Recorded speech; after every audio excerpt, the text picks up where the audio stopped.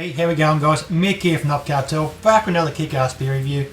Today I'm going to review one of my old favourites from many years ago.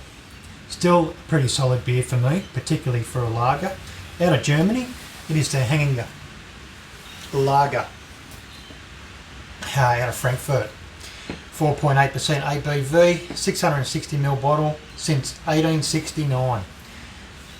Obviously has water, barley, malt, hops and hop extract.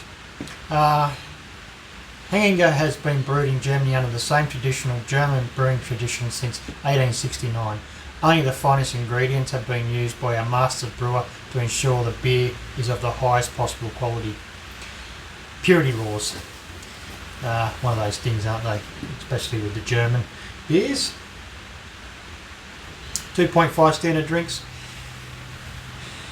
Is a pretty big favourite from many years ago because it is extremely affordable, and the reviews are going to take a little bit of a step back from the really hoppy beers, the big sort of ABVs, and those beers that we craft drinkers are starting to. For me, I think I'm starting to tire a little bit. I never get tired of stout. Stouts is one of my favourite styles of beer. One of my favourite to brew. Very forgivable when brewing, but just so many complex ways to change a stout in regards to the ingredients you can add to a stout, make it one of the better ones.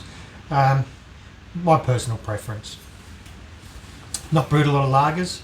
I don't see the use in actually brewing lagers due to the time it takes. I've done a few, but the time it takes and the fact that they are probably one of the most affordable beers on the market at the moment. So there's plenty of them. There's lots of stuff coming out of Belgium, quite cheap to buy. I think a slab of 30 cans for around about $40. They're more heavier type ales than quite big on gluggy flavours.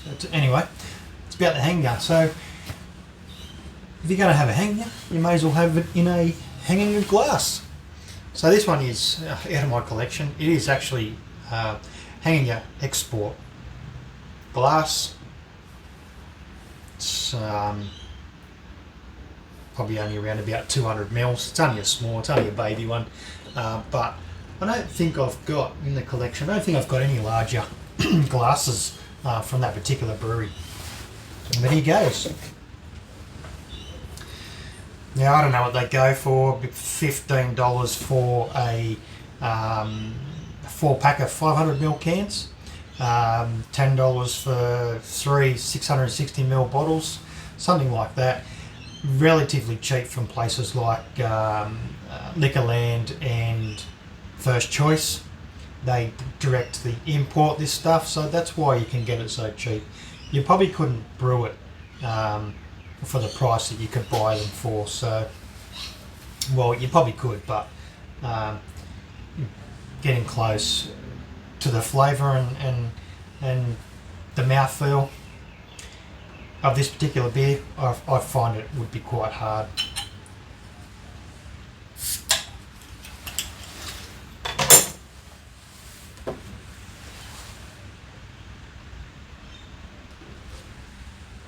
So straight up, it smells quite sweet, quite clear and straw in colour. Very transparent, as a lager should be. Not a lot of hops in this particular beer. To me, not done much background on this particular beer, but for me I think it's more of a Haluadu style or variety of hops.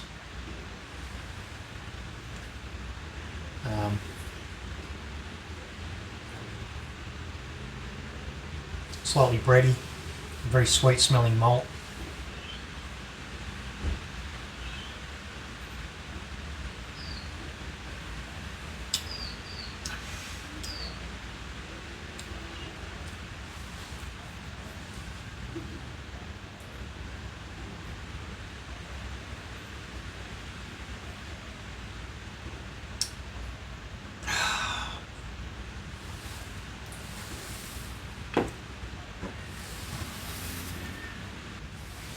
quite easy to see why it's become one of my favourites in earlier days.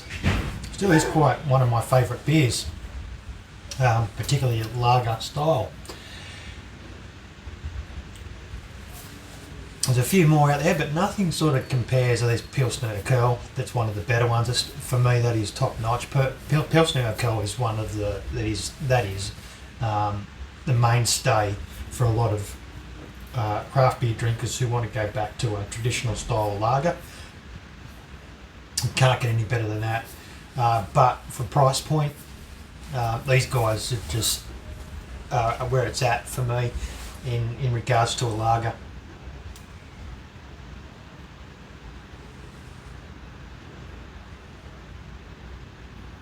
So once again, a bit of a change up coming with the reviews.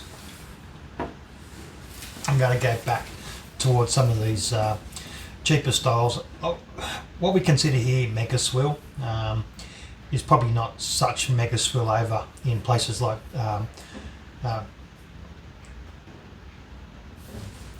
Europe, Germany, France,